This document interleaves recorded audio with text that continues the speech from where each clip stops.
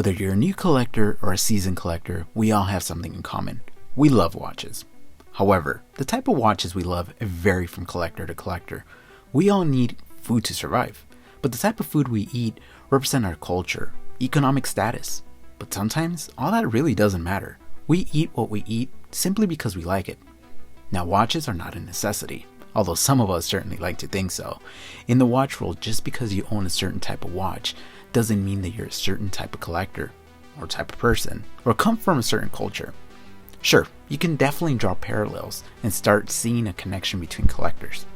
However, when it comes to the money aspect, that's where the line gets a little blurry, and you can make assumptions.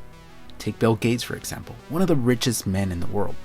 He wears a Casio, less than $50 watch. Or, on the polar opposite, someone that's clearly not financially set, wearing a luxury piece. Today, we're going to be comparing two dive watches that are sub $500. What's so interesting about these watches are how they have divided the community. On one hand, you have the die-hard Seiko fans, and on the other, you have the die-hard homage fans. I stand in the middle and honestly see the good in both of these pieces.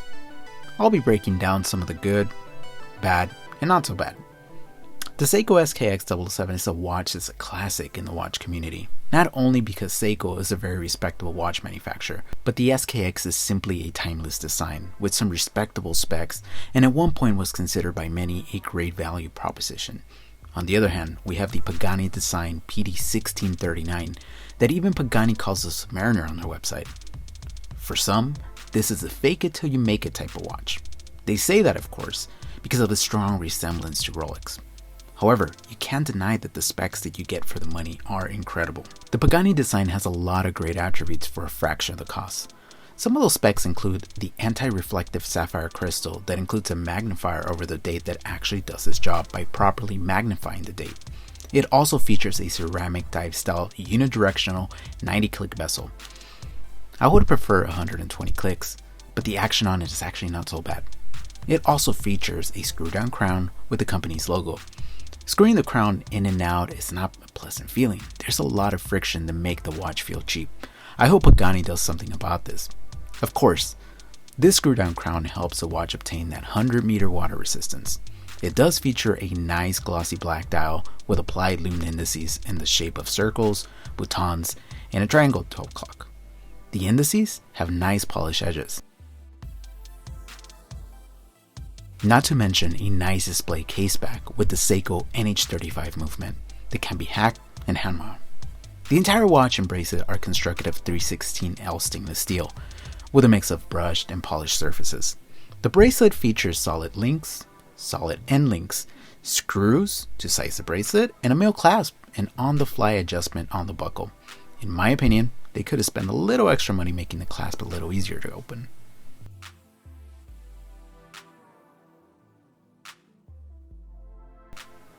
The Seiko SKX007 features a Hardlex crystal, black matte dial with orange printed text letting you know it's 200 meters water resistant. It also features large lume plot indices, a date complication, a 120 click unidirectional rotating aluminum bezel, and a screw down crown located at the 4 o'clock. The crown is super easy to operate and it screws in and out very smoothly. This helps with the water resistance and helping this watch maintain the ISO certification. This watch does feature a non-hacking, non-winding 7s-6 movement. I have it in an aftermarket Uncle Seiko President style bracelet. The original Jubilee bracelet is very comfortable, but it is super flimsy and the folded end links quickly lose their shape and start scratching the watch. This happens, of course, if you constantly change straps.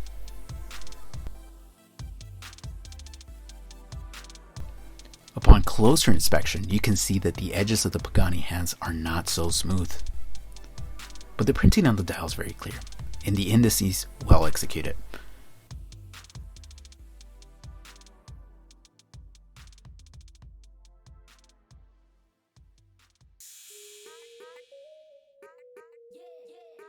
The SKX is flawless and looks super clean and detailed as compared to the Pagani.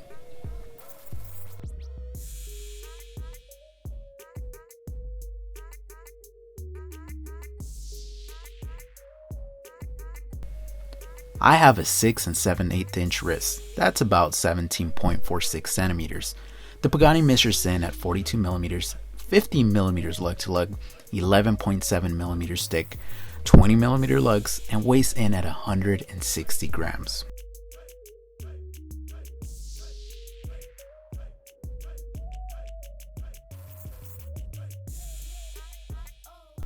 The SKX007 measures in at 42.5mm, 46mm lug to lug, 13.25mm thick, 22mm lugs, and weighs in at 135 grams with the Jubilee bracelet.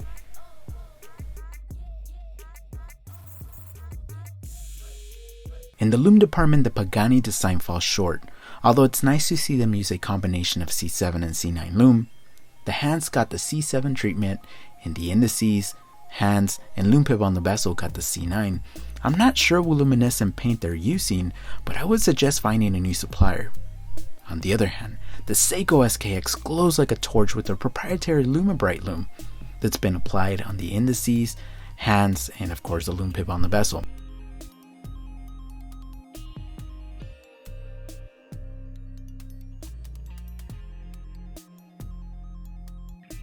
Loom to me is very important in a watch. I often love to admire the different loom on some of my watches and can't help but picture a small galaxy on my wrist. Something about it is just super relaxing.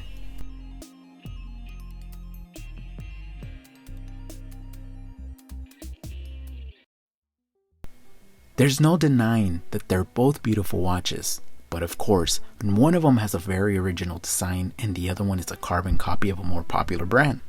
However, at the end of the day, it really comes down to your personal preference and your budgetary constraints.